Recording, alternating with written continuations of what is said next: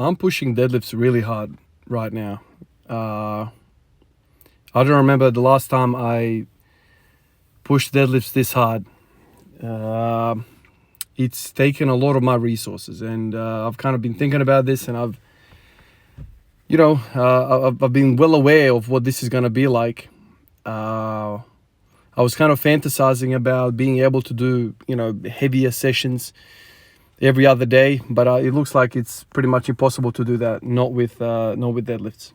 So today's day 2 of me taking it easy.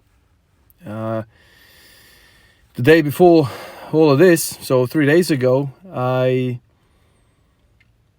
pushed deficit deadlifts real hard. I hit 220 for 3x3. And that's basically taking me out for the next 2 days. So yesterday and today. Today I was kind of hoping I would wake up feeling fresher, feeling stronger in my lower back, but my lower back is as fried as it was yesterday. I can't bend over, I can't squat, I can't deadlift, I can't do anything like that. So I'm pretty much out for the count. So I walked in today and I'm thinking, well, what else can I do, man? Like I can't do the 2 primary things that I want to do. So the only thing I could think of is pull-ups. Yeah, I know, I did pull-ups yesterday, and I did 110 freaking reps of wide pull-ups. And that's exactly what I did today. More pull-ups. So, the format of do a set of 10, and then a 9, and 8, and 7, 6, 5, all the way to 1. Started the session like that. Then I did my deadlifts. So I've worked up to 140, right? So basically almost 50%, right? Really light stuff. Went to front squats. So bad, man. Like my core's weak. I can't stabilize the lower back. I'm butt winking like crazy. Not feeling good at all. So I stopped at 100 there. And then I was like, okay, so this is a complete waste of time right now, the barbell stuff. So then I went back to pull-ups and I did another 10, 9, 8, 7, 6, 5. That's basically the session. And this is where, the whole discussion between pull-ups and rows comes in, and it's like, it depends on what your outlook is, what your program is, what your mentality is, and what you're pushing. But if you're pushing deadlifts really hard, right? If you're putting a lot of volume in, that means you're going to have a lot of resources go to that. And, I don't care how you deadlift, you're going to be pretty spent. Especially for me, you guys know how I deadlift. Whole bunch of, leaning forward, whole bunch of, lower back, essentially. I know the lower back is not a primary mover, but it's very much freaking involved in the thing, stabilizing and keeping the back flat. So when you do all of that, you can't do rows. You can't. How am I supposed to do rows? Okay, you could probably do dumbbell rows and have them assisted, like, have your hand on the bench and kind of assist your back from not being involved at all. I mean, that's one option. Another option is maybe to do chest supported rows or seal rows, right? Something like that. You can do that. But the traditional bent over rows, you can't do it, man. I can't bend over and stabilize a bar right now for more than like 5 seconds. That's how sore I am. So this is where pull-ups come in really good, man, because pull-ups, they do the whole vertical pulling business. So you smash the hell out of your lats. If you go really wide, I'm kind of feeling a bit of like traps as well, although not to the same extent as rows. Granted that. I'm feeling my core as well, because you're hanging, right? So there's a lot of positivity there with pull-ups as well. I mean, the rows are still kind of pulling, but it's a kind of different thing. And I think it starts to interfere with the deadlifting. And so if you are solely interested in deadlifting, I think this is a better option. Yeah, sure, you could probably take it easier on the deadlift and spread those resources, between the deadlift and the rows. But in my eyes, man, I think you should put most of your stuff into deadlift if you are actively trying to specialize, if you're in a period where you want to push your deadlift. So that's kind of where I am right now. To be honest with you, I don't really know how I'm going to feel tomorrow. I don't know how many days this is going to last, the whole lower back stuff. Part of me is also thinking maybe I just haven't conditioned my lower back to this type of work. So I'm kind of half hoping that this, period of recovery is going to get shorter and shorter. I remember a time when I couldn't recover from squats that quickly, as well. It would take me freaking 3-4 days before the adductors would let up and let me squat again. So I'm kind of half hoping that that's the case with this. I can just condition my body to take that much, volume, to take that much load and recover a little bit quicker. But as I know, and I've kind of heard a lot of people talk about, this lower back is a stubborn type of, portion of the body and doesn't really recover all that well. At the same time, I've also used to think and hear people say the same thing about squatting, and then I've kind of gotten really accustomed to squatting. You just got to expose the body slowly, let the biology do its thing, and develop that recovery, that conditioning, so you can put more volume into that. But that's what I'm thinking right now. If you want to lift more weight, if you want to get stronger, something's got to give, man. You have to be able to take more volume. I don't know how else you do it. And so you have to kind of creep up that volume, that frequency. I don't know how you want to do it, but I've always kind of been a fan of higher frequency rather than doing freaking 10 sets of 10, once a week, that kind of thing. So yeah, pull-ups.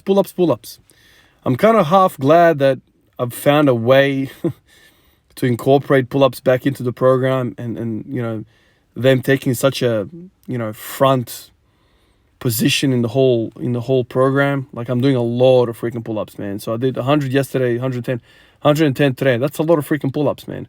And I'm not sore from yesterday, right? So I think my ability to recover with pull-ups is high for whatever reason. I don't know. 10, 9, 8, 7 all the way to 1. By the time I get there, I can barely do 1. Like it gets really hard. But then you take a half-hour break, and I can basically do the same thing again. Like I said, you let that pump kind of wash away, and then you're good again. So I'm in this freaking groove of doing a lot of pull-ups because I'm being forced by the whole deadlift intensity that I'm doing right now. Now, in all of this are the poor squats, and I don't know how I'm gonna do the squatting, because right now, like, I can't remember the last time I pushed my squats properly. It's been a while, man. I mean, these deadlifts are freaking killing me, deficit deadlifts. So maybe tomorrow, if I wake up feeling all right, maybe tomorrow I'll come in and I'll start with a heavy front squat, work up to something, and then go to the deficit deadlifts. Because if I do deficit deadlifts first, nothing else is happening in terms of barbell. Like, I can't do anything. In the same kind of frame of mind is also the snatch and the clean and jerk. Well, not clean and jerk, just the only lifting. What I'm doing right now is the snatch. I don't know where the snatch goes with this, man, because there's no way I can do snatch today. It's a light day in terms of the bar, so right, okay, you can do it. No, you can't, man. You can't do anything.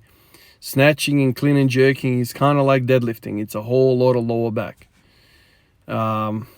So I don't know if you can fit all of this together in such a way that it all works. Right now, it's kind of like, how do you want to split up the pie? If 90% of the freaking pie is going to the deadlift, you're not going to have much less for anything else. So that's where I'm at right now. I was enjoying the whole snatching business, but right now I can't do anything. So let's see how it goes. Let's see, how all of this kind of pans out. I mean, right now, man, I have to be honest with you. I really want to push that whole posterior chain stuff. I've had a really good experience in the past with it. The RDL's produced a whole bunch of squatting business really well for me. High rep squats have done really well. I still can't do high rep squats. I'm still kind of bringing up stuff, man. Like, I don't even know if this is long COVID or something like this. All the rat tests that I did were negative. I still feel good. Like, the only symptom I have is this productive cough in the mornings, right? I wake up and I've got a full chest of crap. So I don't want to breathe heavy. So the only thing I have in my history that I can go to mentally that's worked really well for me is the posterior chain stuff. Right now I'm doing deficits. But, RDLs, good mornings, that's all kind of been in the picture as well. That's all been successful. So I'm rocking with the deficits, and it's taking all of my energy. It's taking my whole freaking life force when it comes to the gym. So I'm going to stick with that and kind of wait and see how it all kind of progresses. But I feel good. Like, this is the thing. Like, I feel like I'm doing good with this. It's just I have to kind of pivot my approach to training. So a whole lot of pull-ups. Whole lot of pull-ups. I could be doing bench press as well. But I decided to just smash the hell out of the pull-ups because that's kind of going to feed well into the whole deadlifts kind of scenario. So I'm really committed. I'm really kind of motivated to get back to pulling 260, 265. Hopefully hit another PR, man. It's been a freaking long time, man. It's pissing me off. So I think this is gonna go in the right direction. So let's go back to what works, man, and that's the posterior chain stuff. And all of us have something, in our history that we can look back and, say to ourselves, that period was successful. Why was that successful? And then you kind of work out. I've worked out what's worked for me. Like I said, high rep squats and posterior chain stuff. You pick your poison when it comes to that. But something posterior chain stuff works well for me. Doing more squats, like, in that golden range of 70 to 85%, doesn't really do that well for me. It just kind of grinds me down. But doing posterior chain stuff like RDLs then leads to me really squatting really well. So, I don't know, man.